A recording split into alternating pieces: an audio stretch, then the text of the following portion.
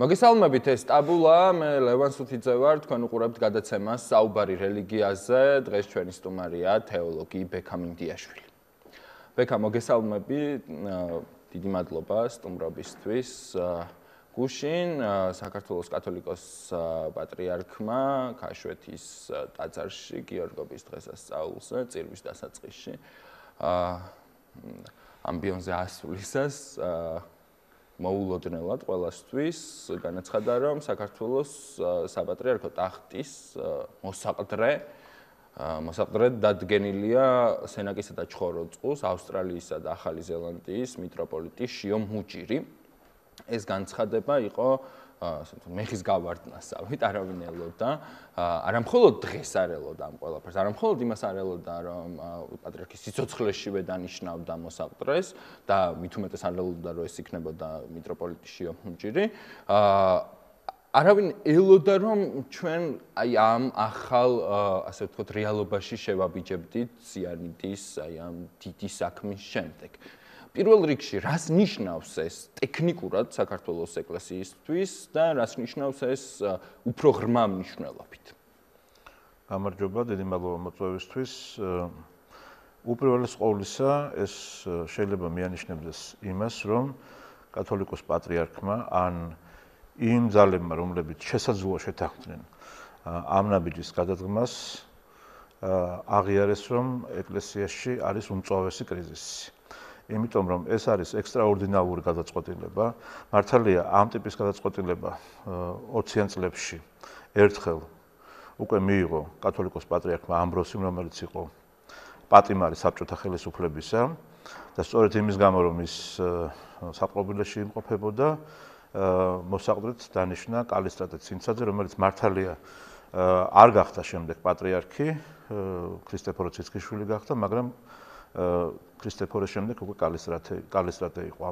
პრეცედენტი არსებობს, მაგრამ სრულიად შეუსაბამოა ეს ორი რეალობა ერთმანეთისა, ხო? კრიზისი პირველ ყოვლისა გამოწვეულია იმით, რომ მთელი წლინახევრის განმავლობაში ჩვენ ვადევნებთ თვალს დაუნდობელ დაპირისპირებას ეკლესიაში სწორედ მომავალი საპატრიარქო ტახტისთვის ბრძოლის კონტექსტში. ეს არის დაპირისპირება, რომელშიც იღებენ მონაწილეობას სინოდის სხვა დაჯგუფებები ერთი მხრივ, ხოლო მეორე მხრივ ასევე მონაწილეობს ამაში ხელისუფლება და ეს ჩვენ შეგვიძლია ვთქვათ თამამად რამდენადაც ფაქტობრივად ხელისუფლებამ შეასრულა ის ოპერაცია, რაც გულისხმობდა მიტროპოლიტ დიმიტრის და მისი დაჯგუფების განეიტრალებას. და ასევე შეგვიძლია ვთქვათ, რომ ამ დაპირისპირებაში შესაძლოა ჩართული იყო უფრო დიდი ძალები, მაგალითად რუსეთი. რამდენადაც რუსეთისთვის საქართველოს მართლმადიდებელი ეკლესია საპატრიარქო განიხილება რბილი ძალის მთავარ ინსტრუმენტად ქვეყნის შიგნით საქართველოში და ასევე საპატრიარქო არის რუსეთის საგარეო ასპარეზზე ყველაზე საიმედო პარტნიორი. სწორედ საქართველოს ეკლესიის მეშვეობით შლის ის მაგალითად საეკლესიო კრებას, ურტყავს ეკუმენიზმს და ასე შემდეგ, ხო? კრეტის კრებას მაყურებელთვისაც რო გასაგებია. კრეტის სოფლიო საეკლესიო კრებად წოდებულ შეკრებას. ასე რომ რუსეთის მართლმადიდებელი ეკლესია არ განიხილავს, მხოლოდ ფორმალურად განიხილავს საქართველოს მართლმადიდებელი ეკლესიას ავტოკეფალიად, ის უყურებს მას იმპერიული თვალით და მიაჩნია საეგზარქოსოდ, რომლის საქმეებში შეიძლება ჩაერიო და მართო ეს ეკლესია. თან ეს არის სამარცხვინო ერთი დეტალიც რო გავიხსენოთ, ხო? ჩვენ ვიცით, რომ კათოლიკოს პატრიარქის ტიტული, ხო, მცხეთა თბილისის მთავარ ეპისკოპოსობასთან ერთად არის, რომელიც მან შეიტანა სინოდის მეშვეობით, არის ბიჭვინთისა და ცხომა-აფხაზეთის მიტროპოლიტი, რომელსაც დემონსტრაციულად აღიარებს მოსკოვის საპატრიარქო. თუნდაც იმას რომ გავაგზავნოთ ეს ხაზი და ვთქვათ, ის მოქმედებები, რასაც რუსეთის ეკლესია სამხრეთ ოსეთსა და აფხაზეთში მიმართავს, არის შეურაცხყოფა საქართველოს ეკლესიის ავტოკეფალიისა და ეს მეტყველებს იმაზე, რომ საქართველოს ეკლესიას არ განიხილავს დამოუკიდებელ საქართველოს ეკლესიას არ გაუწყვეტავს მასთან ევქარისტიული კავშირი და მეორე მხრივ ეს პრობლემაც არის რა თქმა უნდა მიუხედავად იმისა რომ ამაზე ნაკლები პრობლემისთვის სხვა ეკლესიები წვეტენ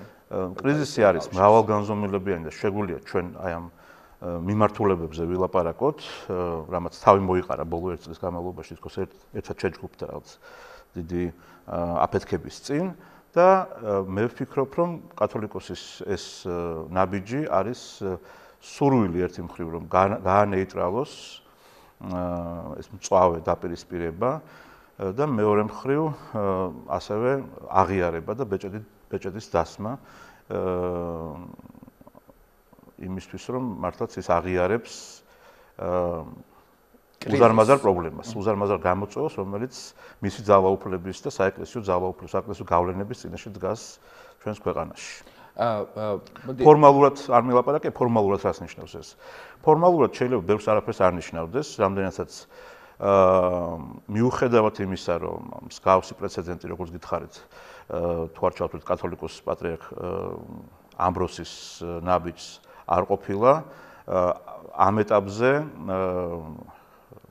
შიო არ იქნება მიტროპოლიტის შიო, უკვე თანამოსაყდრე შიო მუჯირი არ იქნება კათოლიკოს პატრიარქის მოვალეობის შემსრულებელი. ეს კათოლიკოს პატრიარქმა თავად უნდა გაუწეროს მას უფლება მოვალეობები, მისი უფლებამოსილება შევა ძალაში მას შემდეგ, რაც ერთი მხრივ შესაძლოა თქვათ გადადგეს პატრიარქი, ან ქმედუნაროდ გამოცხადდეს, ან მისი გარდაცვალების შემდეგ და მისი მანდატი მოიცავს მხოლოდ იმას, რომ მან უნდა მოამზადოს ეკლესია გაფართოებული კრებისათვის, რომელზეც წამოაყენებენ არაუმეტეს 3 კანდიდატურისა, საპატრიარქო კანდიდატურისა და შემდეგ უკვე სინოდი მიიღებს გადაწყვეტილებას პატრიარქთან დაკავშირებით. ეს ამავდროულად არ ნიშნავს იმას, რომ მაინც და მაინც შეიძლება ფორმალურად თუ მიუძგებით განვიხილოთ მიტროპოლიტი შიო მომავალ პატრიარქად. ეს არ არის მემკვიდრის დანიშვნა, მაგრამ ისევ და ისევ ეს არის პატრიარქის მხრიდან ცდილობა, რომ შეწყვიტოს ის დაპირისპირება, რომელიც მიმდინარეობდა არაიმდენად მომავალი პატრიარქის ტახტისთვის, არამედ სწორედ თანამოსაყდრის გამოცხადებისთვის მთელი ამ წლინახევრის განმავლობაში. მე ვფიქრობ, რაც გასაჯაროდა, თორე ეს წლებია უკვე მიმდინარეობს ეს დაპირისპირება. მე ვფიქრობ, რომ ეს საკმაოდ ჭკვიანური გადაწყვეტილება იყო, იმიტომ რომ ანდერძზე ძალიან ბევრი მითქმა-მოთქმა იყო, რომელიც სისულელე ითქვა, მათ შორის მედიაშიც და შესაბამისად ნებისმიერი წერილი, რომელიც შეიძლება გამოჩენილიყო კათოლიკოს პატრიარქის გადადგომის ან 100 წლის შემდეგ, გარდაცვალების შემდეგ, ლეგიტიმაცია დაკარგული იქნებოდა, იმიტომ რომ ყოველ დაისმებოდა კითხვები, არის თუ არა ეს ანდერძი მართლაც დაწერილი. შესაძლოა ერთ მხარეს ეღიარებინა, მეორე მხარეს არ ეღიარებინა, იქნებოდა უზარმაზარი დაპირისპირების კერა. ეს იქნებოდა უზარმაზარი პრობლემა და თან ესეც მართვა-გამგეობის დებულებაში ესეც რომ არ ყოფილიყო, არსებობს შემდეგი ჩანაწერი, ხო, რომ ქიროტონით უპირატესი უნდა გამხდარიყო მოსაყდრედ. აქაც დაპირისპირება იყო, იმიტომ რომ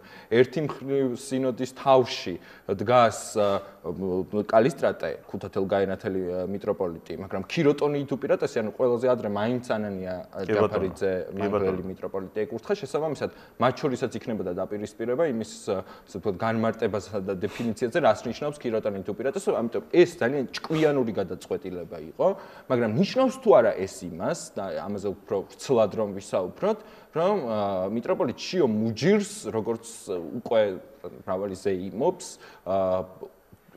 ჭყალებში ჯიბეში უდევს კათოლიკოს პატრიარქის ტახტი. როგორც უკვე თქვი, ეს ამას არ ნიშნავს არანაირად, თუმცა თუ კი შიო მუჯირი გადაწყვეტს გააგრძელოს, ასე ვთქვათ, უბრალოდ გადაწყვეტს, რომ მიიღოს მონაწილეობა საპატრიარქო არჩევნებში, ან რაღაც ჯგუფი გადაწყვეტს, რომ სწორედ შიოს დაუჭიროს მხარი, ეს ნიშნავს იმას, რომ ის ერთი ნაბიჯით წინ იქნება, რამდენადაც მთელი ამ 40 დღის თუ მაქსიმუმ 2 თვის განმავლობაში მას ექნება სწორედ ეკლესიის მართვის შესაძლებლობა და ამავდროულად ეს შეიძლება ასევე ნიშნავდეს იმას, რომ თუ კი ვივარაუდებთ, რომ რაღაც გარკვეული ჯგუფის მიერ არის შიო ამ პოზიციაზე წარდგენილი, თუ კი თვითონ იტყვის უარს პატრიარქობაზე, ის შესაძლოა დაუჭერს მხარს სწორედ ამ მისი წარმდგენი, მისი მხარდამჭერი ჯგუფის კანდიდატურას. და ამ თვალსაზრისით სწორედ გარკვეული უპირატესობა, როგორც შიოს, ასევე იმ ჯგუფს, რომელიც უჭერს ხარს ამ შემთხვევაში, აქვს. არგუმენტი შეიძლება იყოს, მე რა თქმა უნდა და დიდხანს სიცოცხლეს ვუსურვებ კათოლიკოს პატრიარქს, მაგრამ მან შეიძლება იცოცხლოს კიდევ მრავალი წლის მანძილი, ანუ მრავალი წელი კიდევ. შიო მუჯირი იყოს მისი მოსაყდრე, მან მოაგროვოს გარკვეული, ასე ვთქვათ, მხარდაჭერა, მათ შორის ეპისკოპატშიც. ამასთან ერთად, როცა დრო დადგება ამის და არჩევნები დაინიშნება, მის სასარგებლოდ იქნება ეს არგუმენტი, რომ კათოლიკოს პატრიარქმა ილიამ, აი ასეთმა ძლავრმა ძლევამოსილმა გავლენიანმა ყველასთვის აყარებელმა და სანდო პატრიარქმა მას ანდოს საკუთარ სიცოცხლეშივე ეკლესიის საჭე შესაბამისად ეს რაღაც ვიცე-პრეზიდენტის არჩევანივით არის ხო ეს არის მის მიერ ხელდასხმული ხო და ამასთან ერთად გარდა იმისა რომ პატრიარქმა ის დანიშნა აი ამა და ანდო შესაძლებლობა ის არის ასე ვთქვათ ჩუმი კანდიდატი საკმაოდ ჩუმი, ხო? მე ვეძებდი და პრესაც დარწმუნებული ვარ, აი ამ გადაწყვეტილების შემდეგ, ნუ ჩვენ იქამდეც ვეძებდით ამას და 2013 წელს დასკვნამდეც მივედით, რომ ის საერთოდ არ აძლევს პრესას კომენტარებს.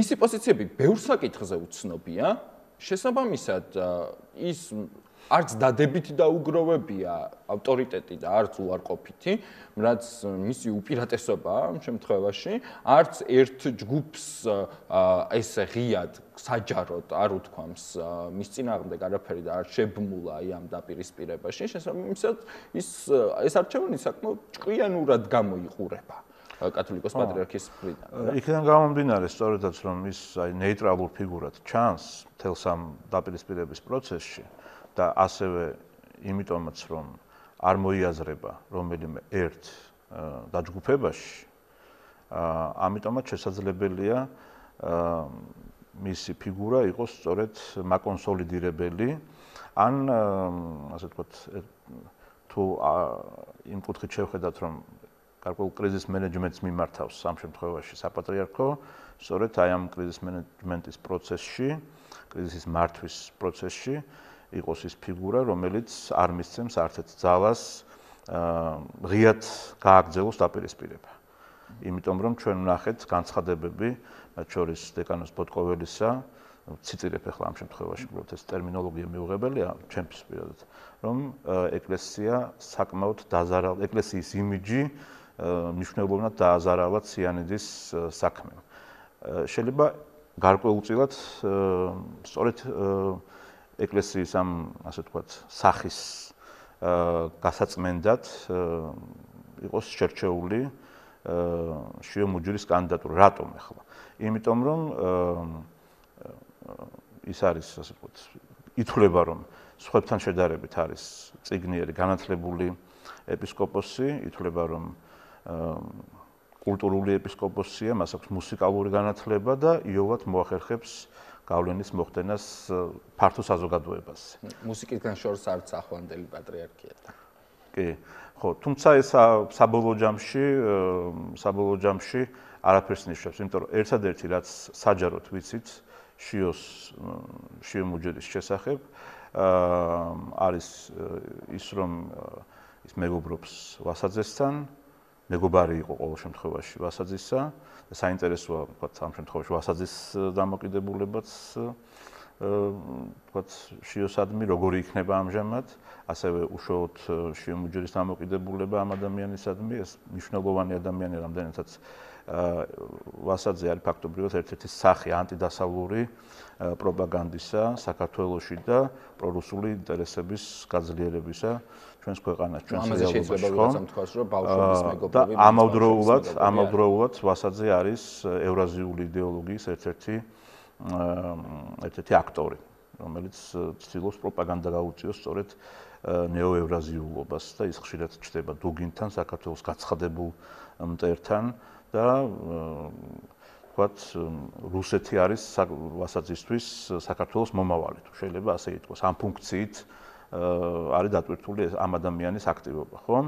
და ასევე ჩვენ ვიცით, რომ უაღრესად დაახლოებულია საპატრიარქოსთან, უშუალოდ კათოლიკოს პატრიარქთან და მას აქვს გარკვეული გავლენები ეკლესიაში. ამიტომ ეს სახიფათო კავშირი შეიძლება იყოს, თუმცა ჩვენ ამ ეტაპზე მაინც არ შეგვიძლია თქმა დაზუსტებით, რამდენად მჭიდროა ეს კავშირი, თქვათ, შიო მუჯირსა და ვასაძეს შორის. ჩვენ შეგვიძლია მხოლოდ კითხვები დავსვათ ამასთან დაკავშირებით. ასევე კითხვები დავსვათ შიო მუჯირის განათლებასთან დაკავშირებით, რუსეთთან კავშირებთან მიმართებით, რუსეთთან რაღაც კავშირთან მიმართებით და ასევე სამრევლოს ხელმძღვანელობასთან დაკავშირებით, ხომ? რატო არ შეირჩა კანდიდატურა, რომელსაც ასეთი კავშირები არ აქვს რუსეთთან მაგალითად, რომელიც აი ბერძნულენოვან სამყაროსთან უფრო ახლო არის, ან დასავლურ მართლმადიდებლობასთან უფრო დაახლოებულია, თქვა არ შეირჩა კანდიდატურა, რომელიც შეიძლება ამ პროცესში ასევე ნეიტრალური იყო, მაგრამ გამოდიოდა სიტყვაზე გამოდიოდა იმ ძალების წინააღმდეგ, რომლებიც საქართველოში რუსულ პროპაგანდას ეწევიან ან მართავენ ქართულ მარშს, მაგალითად, სულ ბოლოს გააკეთა განცხადება ამერიკის მთავარ ეპისკოპოსმა საბამ, ხო სწორია, ან რატო არ შეირჩა თქვათ მელქისედეკი, რომელსაც კონსტანტინოპოლის საპატრიარქოსთან აქვს ძალიან მჭიდრო კავშირები. ეს საინტერესო პროცესია და ვფიქრობ, რომ რუსეთი შესაძლებელია იყოს ერთ-ერთი ფაქტორი ამ გადაწყვეტილების მიღებისას. შესაძლებელი ყოფილიყო ერთ-ერთი ფაქტორი ამ გადაწყვეტილების მიღებისას და ასევე ლეგიტიმურია სავსებით დაისვას კითხვა იმასთან დაკავშირებით, თუ რეალურად რა მისიით იყო ჩამოსული საქართველოში ფაქტობრივად რუსეთის მართლმადიდებელი ეკლესიის როგორც პოლიტიკური მოთამაშის მეორე პირი ილარიონ ალფეევი, რომელიც ასევე გადაცებულია მუსიკით სხვადასხვა.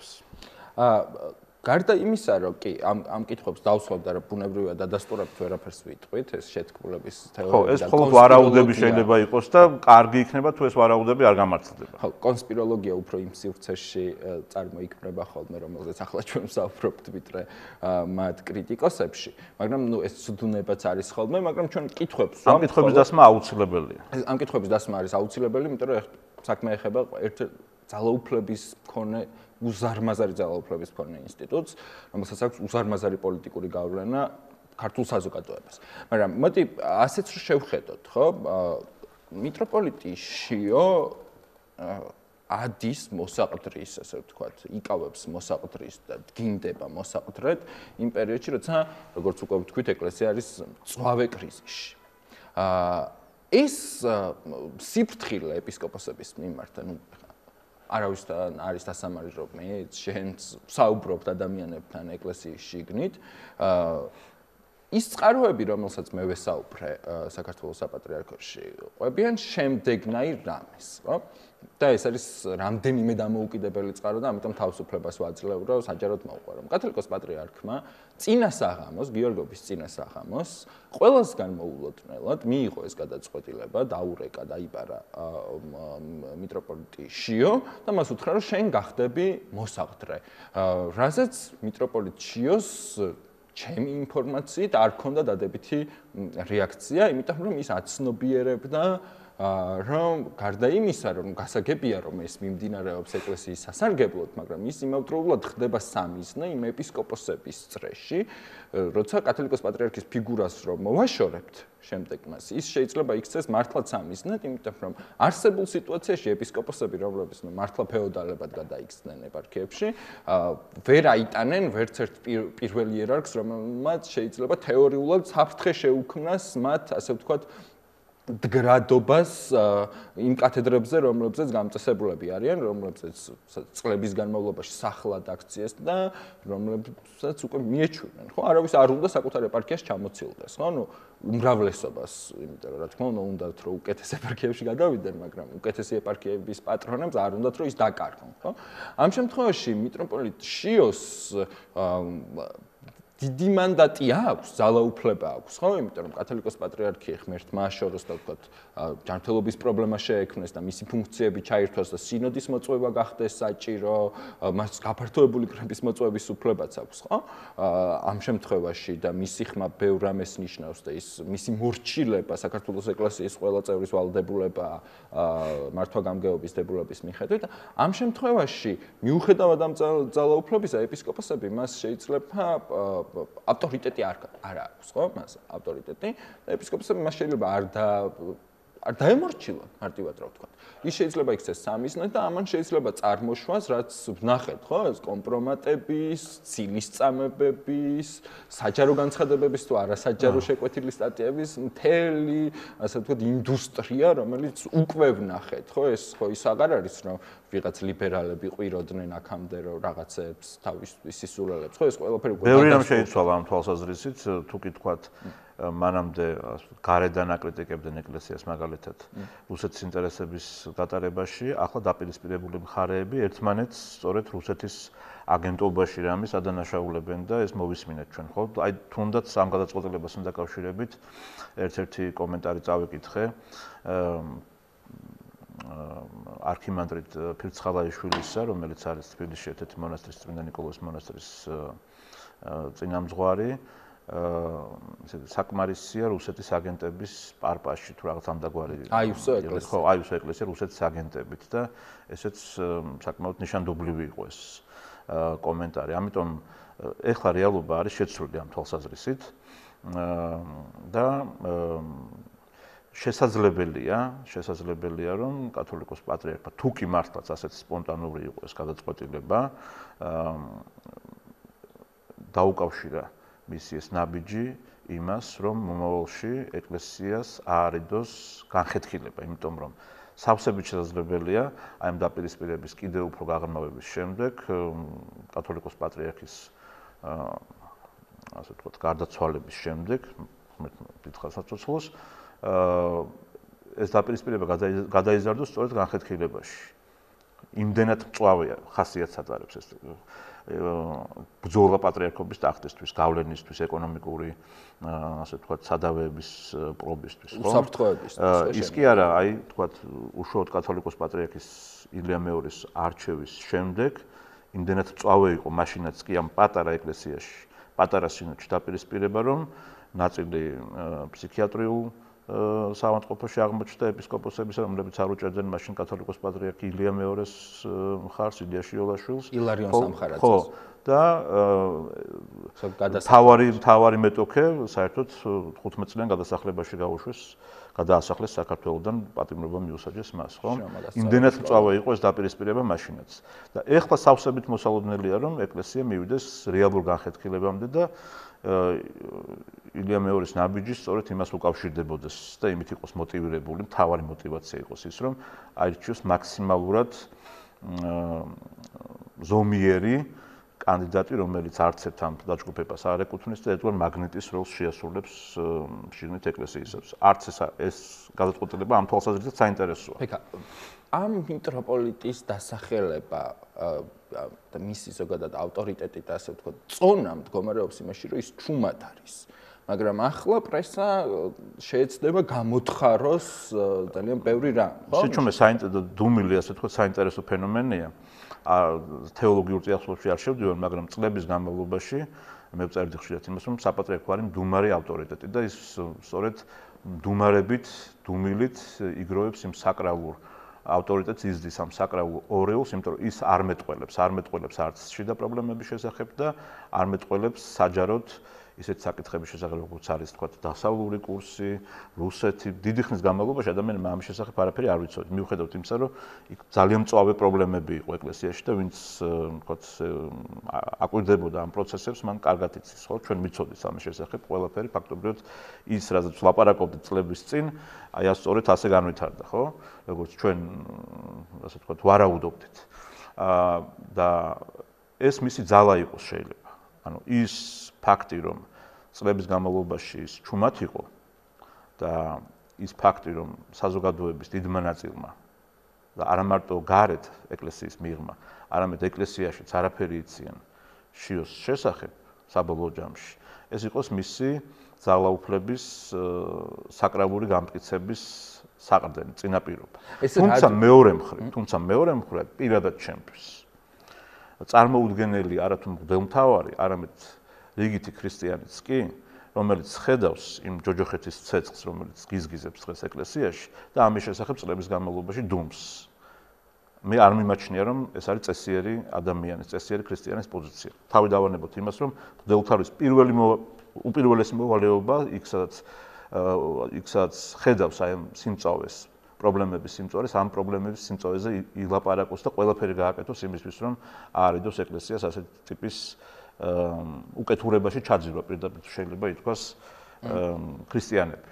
ეს რა ადვილია რა? ჩაძირვას აარიდოს ქრისტიანები. შეგიძლია შენი სიჩუმე, აქცია, ასეთ ძალაუფლებად. ძალაუფლებად, გარდაქმნა ძალაუფლებად და აღარავის თითქოს მიტროპოლიტი შიო ახლა იწყებს რაღაც ტაბულა რაზადან, ხო, სუფთა დაფიდან ცხოვრებას, თითქოს აი ახლა იწყებს ის საქმე, რომ შუა წლებია ის მიტროპოლიტი ის იყო პატრიარქის ქორეპისკოპოსი, პატრიარქის მოადგილე, ის პასუხისმგებელია საპატრიარქოს ყველა საქმეზე, რომელიც არ მოგწონდა, ხო? იცი როგორ არის თავის დროზე, როდესაც არ ვიცი გახსოვთ, ან შეიძლება ვთქვათ იცით ამის შესახებ 2002 წელს ედუარდ შევარდნაძე გამოვიდა ღია კრიტიკით, პირველი შემთხვევა იყო, როცა გამოვიდა ღია კრიტიკით საპატრიარქოში არსებული ვითარების შესახებ. მან ისაუბრა იმაზე, რომ სასულიერო პირები, მღვდელმთავრები მორალური თვალსაზრისით არც თუ მანდამაინც წელგამართულნი არიან. და საჭიროა რაღაც ზომების მიღება და ამის შესახებ დაელაპარაკება ის თავის კოლეგას, გულისხმობდა კათოლიკოს პატრიარქს. აი ამ საუბრის შემდეგ 2003 წელს ფაქტობრივად იმ დროს, როდესაც მაშინდელი ხელისუფლება იყო ასევე მწვავე კრიზისში, ჩნდება ორი ახალი ეპისკოპოსი ეკლესიაში. ერთი არის ზენონ იარაჯული, ახალგაზრდა და ახალი ეპისკოპოსი. და მეორე სწორედ შიო მუჯირი. ორივე ამ ეპისკოპოსის შესახებ იმთავითვე დაიწყო საუბარი, რომ ისინი არიან მომავალი ერთ-ერთი ყველაზე ძლიერი კანდიდატურები იქნებიან მომავალი პატრიარქის ტახტისთვის. მაგრამ მიტროპოლიტი ზენონი არ გაჩუმდა. მიტროპოლიტი ზენონი გაჩუმდა თუ არა, ეს სხვა საკითხია. მე ვფიქრობ, რომ მაგრამ ჩვენ გვახსოვს ის ანტირუსული. მე ვფიქრობ, რომ კი, იყო ეს 2004 წლამდე ზენონი მოიაზრებოდა იმ ჯგუფში, რომელიც მოითხოვდა რეფორმებს ეკლესიაში და მათ გამოაქვეყნეს კიდევაც 2004 წელს სწორედ გაზეთ 24 საათში გეგმა რეფორმებისა, როგორ უნდა შეცვლილიყო. თუნდაც მართვა გამგეობა ეკლესიაში, რომ გადასულიყო და სინოდზე უფრო მეტი პასუხისმგებლობა რეალური ფუნქციების შესრულებისას ეკლესიაში, რათა ეს მწვავე კრიზისი არ იდებულიყო, მაშინაც კრიზისის წინაშე შეიდგა ეკლესია, მაგრამ იმის გამო, რომ ვთქვათ, ახალი ხელისუფლება, ვარდების ხელისუფლება სწორედ ზენონ იარაჯულთან მეგობრობდა თითქოს და მას განიხილავდა თითქოს ერთ-ერთ ყველაზე მნიშვნელოვან კანდიდატურად, ფაქტობრივად ექსორი ექმნეს. სრულიად მოუსპეს განვითარების შესაძლებლობა საქართველოში. და იმის მერე არც ჩანს პრინციპში მეუფე ზენონი ღია ასპარეზზე ერთ-ერთ გამოსვლას თუ არ ჩავთვლით. აი შიოს რაც შეეხება, შეიძლება ითქვას, რომ ასეთი შეცდომები არ დაუშვია. არ დაუშვია, ხო. აი თუ გახსოვთ, ზენონ იარაჯულმა გადასცა დმანისის ეპარქიის ჯილდო დააწესა და გადასცა 2004 წელს ეს ჯილდო პრეზიდენტ სააკაშვილს. რასაც მოყვა მწვავე კრიტიკა საპატრიარქოს მხრიდან და სააკაშვილს დააბრუნებინეს ეს ჯილდო, საერთოდ გააუქმეს ყველანაირი რაღაცა ავტონომიური ჯილდოები. ისი უფლებაც პრინციპში არც ჰქონდა ზენოს. აი ამ ტიპის შეცდომები შიოს არ დაუშვია. და ამიტომ ყოველთვის იყო საუბარი მის შესახებ, როგორც ერთ-ერთ ყველაზე მნიშვნელოვან ფიგურაზე, სწორედ საპატრიარქო ტახტისთვის ბრძოლაში.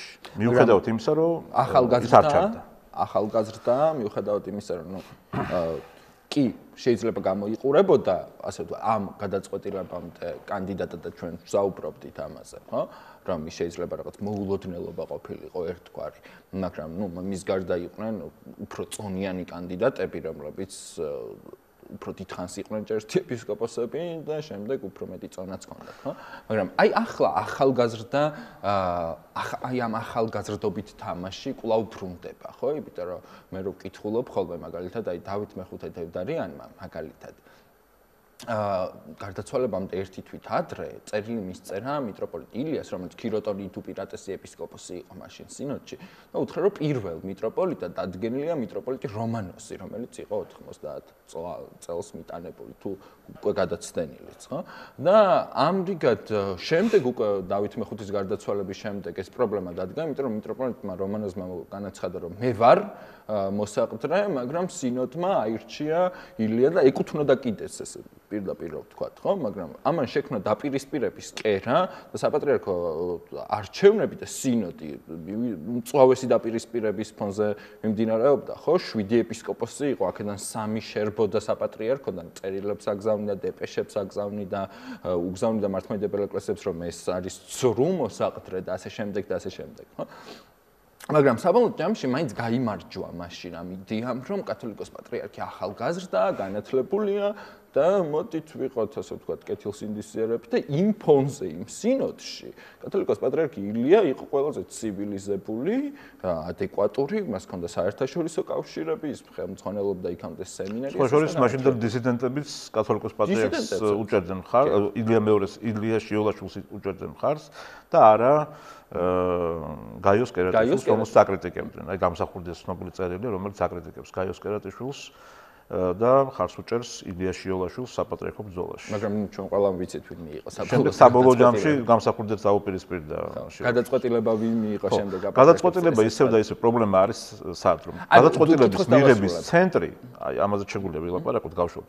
გადაწყვეტილების მიღების ცენტრი ერთმნიშვნელოვნად ეკლესიაში არ არის. არც მართლმადიდებელი ეკლესიის ზოგადი პრობლემაა ის, რომ მართლმადიდებელი ეკლესია თითქოს ჩამოკიდებულია სახელმწიფოზე საუკუნეების განმავლობაში, აი ცნობილი ბიზანტიური სიმფონია, როდესაც წესით-ძარით თანასწორუფლებიანები უნდა იყვნენ, მაგრამ სინამდვილეში იმპერატორები მართავენ ეკლესიას, ნიშნავენ პატრიარქებს, ათავისუფლებენ პატრიარქებს, კიცხავენ მათ, იყო საჯარო გალახვის სცენებიც კი გამართულა კონსტანტინოპოლში, აია სოფიას ტაძრის წინ, ხომ, პატრიარქებისა, ურჩი პატრიარქებისა. ასევე ხდებოდა რუსეთში საუკუნეების განმავლობაში და ასე თუ არ ჩავთვლით, თქვათ, კირიონ საძაგლიშვილის შემდეგ ლეონიდეს და ამბროსის არჩევას, ასე იყო ეკლესიაში მანამდეც და ასე გაგრძელდა უკვე ამბროს ხელაიას შემდეგ, ხო? აი ეს ახალგაზრდობის თემა. ეხლაც ეს პრობლემა არის, სწორედ, რომ თითქოს ამ გადაწყვეტილებას ეს უნდა დაისვას ეს შეკითხვები აუცილებლად და ამ ძნელია პასუხების მიღება, მაგრამ ფაქტი არის ის, რომ აი ამ პროცესს, ამ გადაწყვეტილებას წინ უძღოდა ძალიან მძაფრი დაპირისპირება ეკლესიაში, რომელშიც ჩართული იყო ასევე ხელისუფლება და როგორც გითხარით, გაანეიტრალა დიმიტრი შიოლაშვილი და ასევე რუსეთის ინტერესი მართლმადიდებელი ეკლესიის მიმართ. აი ეს არის მთავარი პრობლემა, ჩემი აზრით, დღეს აი ეს კონფიგურაცია ძალაუფლებისა, თუ რა ქმნის ძალაუფლებას ეკლესიაში და რა ქმნის მნიშვნელოვანი გადაწყვეტილებების წინაპირობას, აი ეს არის მთავარი პრობლემა. თავისთავად შეიძლება არ იყოს ნეგატიური პიროვნება, ხო, ან ყველაზე ნეგატიური, ხო?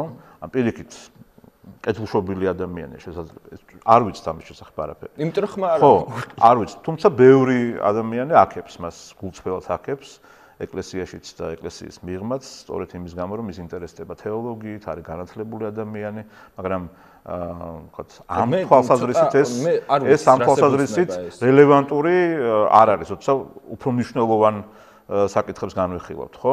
იმიტომ რომ პირადად ჩემთვის ადამიანი, რომელიც დგავს ასეთ ნაბიჯს, მიდის ამ პოზიციაზე, პირველ ყოვლისა უნდა ფიქრობდეს ეკლესიის თეოლოგიურ ჩარჩოში და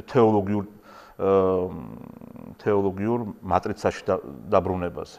ეკლესიის დაბრუნებაზე ქრისტიანობაში, იმიტომ რომ ეხლა აწყვეტილია, ასე ვთქვათ, ეკლესია და მიექანება უსწრულისკენ ფაქტობრივად. სოციალური თვალსაზრისით გულისხმობ, ხო? ეს არის მთავარი გამოწვევა ეკლესიისა და არა, ვთქვათ, ეს დაპირისპირებები და ეს არის უბრალოდ ამის შედეგი. მთავარი პრობლემა ის არის, რომ ეკლესია მოწყვეტილია ქრისტეს, მის მესაკუთრეს რეალურად და ადამიანები, რომლებიც გვეუბნებიან, რომ მღვდელმთავრები არიან, მღვდლები არიან, რეალურად ქცეულები არიან ფაქტობრივად მაფიოზებად და გავლენის აგენტებად. როგორც თვითონ ერთმანეთს აბრალებენ, ჩვენ ხო არ ვამბობთ ამის შესახებ, თვითონ აბრალებენ ერთმანეთს, ხო სწორია? აი, ამ კრიზისის განეიტრალება თუ ამ კრიზისის გადაჭრა ეკლესიაში მთავარი გამოწვევა დღეს. აი, ამისთვის არის, ვთქვათ, ამ ნაბიჯის გადასადგმელად და ამ რეფორმის წამოსაწყებლად არის წამოყენებული ეს კანდიდატურა. ალბათ არა. იმიტომ რომ ამას არ ამგონია, რომ ბოლომდე აცნობიერებდნენ. ძალაუფლებაც არ ექნება ჩვენს ეკლესიაში, ხო, ასე ვთქვათ, დასაქმებული სასულიერო პირები. აი ეს არის თავი. დასაქმებული. ხო, ასე შეიძლება ითქვას. ბევრზე. სამწუხაროდ. და ეს ასაკის თემა მინდა, ხო? თუ მივიღებთ ისევ ახალგაზრდა პატრიარქს, გამომდინარე იქიდან, რომ ეს თანამდებობა არის სიკვდილის, ასე ვთქვათ, სიკვდილამდე და მე სურს რომ მაყურებელსაც ასე ვთქვათ რაღაცნაირად აბუხსნათ, რომ როცა სისტემაში ძალაუფლება იცვლება, ჩამოკიდებულია სიკვდილის საკითხზე, ხო? ნუ უხერხულობა ყოველთვის ახლავს ამასთან, მაგრამ ნუ ჩვენ გვიწევს ამაზე საუბარი, იმიტომ რომ ასე იმართება ინსტიტუტი, ასეთი არის მოწყობა მისი და თუ ასეთია მოწყობა, თავად სინოდმა დააყენა ასე საკითხი. ხო. და აი თუ აირჩევენ ახლა ვინმე ახალგაზრდა კანდიდატს, მაშინ შენი შვილიშვილები შეიძლება მოესწრონ ახლის იმდენი ხანი იცოცხლოს, ხო? მან კიდევ 1 40-50 წელი მედიცინის განვითარების პირობებში ადამიანები ძალიან დიდხანს ცოცხლობენ, ანუ ფაქტობრივად 10 წლეულების განმავლობაში ეკლესია შეიძლება მართოს ერთმა ადამიანმა და ეს ერთი ადამიანი, ხო, მართვის აი ამ ასე ვთქვათ ტვირთით ძალიან ვერ გახდეს, ანუ მოქნილი აღარ იყოს თანამედროვე პრობლემების მიმართ, ხო? ერთი მხრივ ამას აქვს თავისი ხიბლი, რომ ახალგაზრდა ეკლესიაში მოვა, მოიტანს ახალ იდეებს, რაც საქართველოში სრულებით არ ნიშნავს ამას.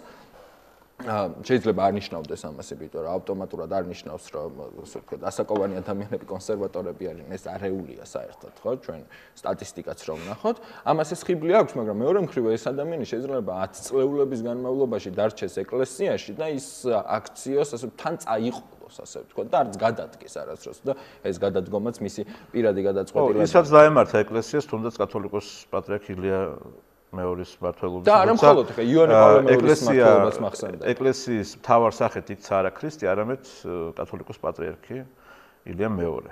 ჩაანაცვლა ფაქტობრივად მისმა სახებამ ქრისტეს სახება. ეს არის ყველაზე დიდი პრობლემა ეკლესიაში. აი ამ პრობლემის წინაშე შეიძლება ამ თვალსაზრისით აღმოჩნდეს, მაგრამ ასე ვთქვათ ასაკობრივი ასე ვთქვათ დისტანციის შესახებ მსჯელობა ჩემთვის არ ამგონია რომ ამ შემთხვევაში რელევანტური იყოს. ანუ რელევანტური იმ თვალსაზრისითაც, რომ თუ შენ აკეთებ, შენ ხარ 60 წლის ეკლესია მაინც გინდა პატრიარქობა, ხარს აღარ უჭერ იმას, ვინც ახალგაზრდაა. მესმის, რასაც ამბობთ, მესმის ეს, მაგრამ ეს არ გამორიცხავს იმას, რომ ხანგრძლივი მმართველობის პერიოდში ეკლესიაში, თქვათ, თუ კი ქრისტიანული სულისკვეთებით იმოძრავებს, ასე ვთქვათ, მისი მესაჭე, მიიღებს ქრისტიანულ გადაწყვეტილებებს, ვთქვათ, ასაკი შეუშლის მას რაიმეში ხელს, ან დროის ახმაში შეუშლის ხელს. პირიქით შესაძლებელია ასაკი იყოს სიბრძნისა და გამოცდილების დაგროვების კარგი საშუალება ამ თვალსაზრისით. ამიტომ ეს მსჯელობა არ ამგონია ამ შემთხვევაში ეკლესიის პრობლემებთან მიმართებით იყოს რელევანტური. თუმცა კათოლიკოს პატრიარქი ილია მეორის შემთხვევაში ამაზე შეგვიძლია ვილაპარაკოთ, იმიტომ რომ მისმა აი ამ იერსახემ, ასე რომ ვთქვათ, მისმა 40 წლიანმა მმართველობამ საბოლოო ჯამში მიგვიყვანა იქამდე, რომ მისმა სახებამ გადაფარა ქრისტეს სახე. ბოლო საკითხი, რომელიც მინდა დავსვა და ასე ვთქვათ, რაღაცნაირად რეზიუმე გავუკეთოთ ჩვენს მსჯელობას. როგორ ფიქრობ, აი ამ მოცემულ შემთხვევაში მიტროპოლიტი შიოს მოსაყდრეობა, მისი მოსაყდრედ დადგინება რა გავლენას იქონიებს მრევლის წარმოდგენებს ეკლესიის შესახებ, ხო? იმიტომ რომ რაღაც თვალსაზრისით ეკლესია, როგორც ასეთი, მთელს თაობებს არ ახსოვს კათოლიკოს პატრიარქ ილია მეორის გარეშე. ეს ინსტიტუტი თავიდან ბოლომდე შეზრდილია კათოლიკოს პატრიარქის ფიგურასთან, ხო? მის მიმართ უზარმაზარნდობასთან, ხო? არა მხოლოდ ინსტიტუტი, ხო, როგორც თავად ღმერთიც კი შეზრდილია ამ ყველაფერში, აი ამ სახება არის, ასე ვთქვათ, ჩანაცვლებული პატრიარქის სახებით. აი ამ სიტუაციაში, როდესაც ჩნდება ვიღაც ახალი ფიგურა, რომელსაც ის არ იცნობს, ხო? და ნუ იქნება ეს მიტროპოლიტი შიო თუ არ იქნება, იქნება ახალი პატრიარქი. მოვლენების როგორ განვითარებასელი, რა გავლენას მოახდენს ეს რევლისა და მორწმუნე საზოგადოების წარმოადგენებს ეკლესიაზე, რა გავლენას მოახდენს ეს ეკლესიის ძალაუფლებაზე და როგორ შეცვლის ეს სიტუაციას პოლიტიკური თვალსაზრისითაც. ჩემი აზრით, შიო ამ თვალსაზრისით მხოლოდ პოზიტიურ გავლენას იქონიებს, იქიდან გამომდინარე, რომ მას იცნობენ, ასე ვთქვათ, ზომიერ კულტურულ და განათლებულ ადამიანად, ისევ და ისევ. და სანდომიან ადამიანად. და ამ თვალსაზრისით ადამიანს, რომელიც ასე ამბობს. მე ვიცნობ არაერთ მათ შორის ჩემი მეგობრებიც ამბობენ ამის შესახებ, რომ ასეთია იგი და ის მუდმივად თვითგანვითარებით არის დაკავებული, ამ განათლებას გულისხმობენ და მუდმივად კითხულობს და ეს მეც შემიძლია დავადასტურო, იმიტომ რომ ჩვენ გამოვეცეთ მაგალითად ჟურნალი ზღვარი, თეოლოგიური ჟურნალი, რომელსაც მთელი აკადემია და სემინარიის მმართველობა მასშტაბი აუმხედრდა და ასევე საპატრიარქოში მოეწყო გარჩევა. მე გადმომცეს, რომ მე უფეშიოს ეს ჟურნალი და დაბეჭდილი მასალები ძალიან მოეწონა. ოღონდ ეს დიდი ხნის წინ იყო. ახლა შეიძლება ბევრი რამე შეიცვალა, ეს არ ვიცი. მაგრამ ისევ და ისევ ჩემთვის, პირადად ჩემთვის, ყველაზე მთავარი კითხვები, რაც შიოსთან მიმართებით ჩდება, ეს არის მისი კავშირები რუსეთთან. ამიტომ ეს ვთქვათ, ეს არის მთავარი საკითხი, რომელზეც უნდა ვილაპარაკოთ.